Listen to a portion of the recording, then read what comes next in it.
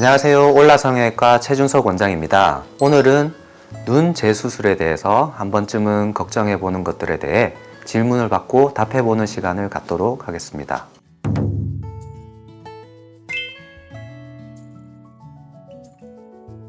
재수술의 가능 여부는 횟수로 정해지지는 않습니다. 환자분의 조직 상태가 어떤지, 재수술을 해서 어떻게 바뀌고 싶은지에 따라서 재수술 가능 여부가 정해진다고 할 수 있습니다. 만약에 환자가 비절개법으로 수술을 했다면 눈의 기본적인 구조물들의 변형이 거의 없기 때문에 재수술에 크게 제약은 없습니다. 라인을 더 높이고 싶다면 오히려 다시 매볼법으로 할 수 있고, 라인을 낮추고 싶다면 기존 실을 제거하고 낮게 매볼법으로 수술을 하거나 아니면 절개법을 해야 되는 경우도 있습니다. 라인이 풀린 경우라면 매몰법으로 다시 해볼 수 있으나 다시 풀릴 가능성이 높기 때문에 절개법이 더 추천되기도 합니다. 만약에 이전 수술에서 환자가 절개법으로 수술을 했다면 앞선 수술에서 조직의 제거량이나 조직의 유착 정도, 손상 정도에 따라서 재수술을 달리 할 수 있습니다.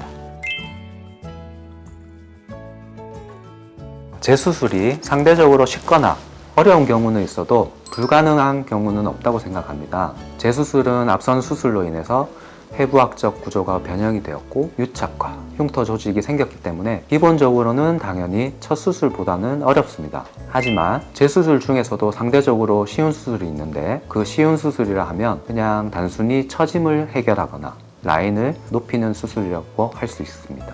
재수술 중에서 어려운 수술이라 하면 절개로 만든 높은 쌍꺼풀, 일명 소세지 쌍꺼풀을 낮추는 수술이라고 할 수 있습니다. 가장 먼저 환자가 라인을 얼마나 낮추고 싶은지와 피부에 여유가 있는지 확인을 해야 합니다. 환자가 라인을 약간만 낮추고 싶고 피부에 여유가 많은 경우에는 기존 쌍꺼풀 라인을 포함해서 낮추고자 하는 라인까지 피부를 같이 제거를 하고 쌍꺼풀을 다시 고정한다면 손쉽게 재수술이 가능합니다. 하지만 환자의 라인이 많이 낮춰야 하고 피부의 여유가 적은 경우에는 일명 두 줄 따기 방법으로 수술을 해야 합니다. 두 줄 따기 방법은 원하는 라인의 높이에 세로의 절개를 내고 그 절개창을 통해서 위쪽으로 기존의 유착을 모두 풀어줘야 합니다.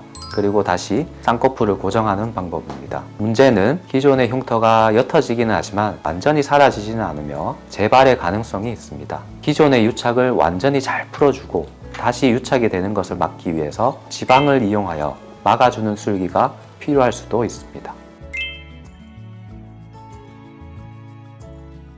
눈 재수술이 어려운 이유는 어느 기관보다도 매우 활발히 움직이면서 수술 후 일정 기간 동안 모양이 가장 많이 변화하는 기간이고, 변화하는 양상이 환자마다 수술 방법에 따라 다르기 때문에 그 변화를 예측하고 조정하는 것이 매우 어렵기 때문입니다. 보통 재수술이 적합한 시기는 수술 후 6개월 이후에 시행하는 것이 좋은데, 이는 1차 수술 후 상처가 안정적으로 성숙한 걸로 생각되는 시기이기 때문입니다. 수술을 여러 번 시행하였거나 체질상 회복이 느린 경우 6개월보다 더 기다린 후 흉터의 붉은기가 사라지고 부드러워진 다음에 수술을 하는 것을 권유합니다.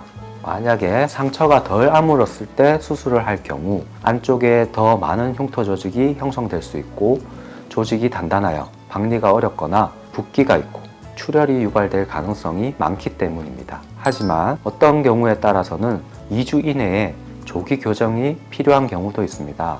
안검 하수나 안검 퇴축의 경우에는 2주 이내에 판별이 가능하고, 또한 조직이 완전히 유착되기 전에 실을 풀고 조절하는 것이 오히려 좋은 결과를 얻을 수 있기 때문에 이 경우에는 조기 교정이 필요할 것으로 생각됩니다.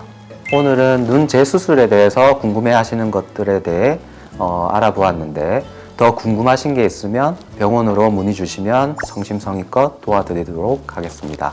감사합니다.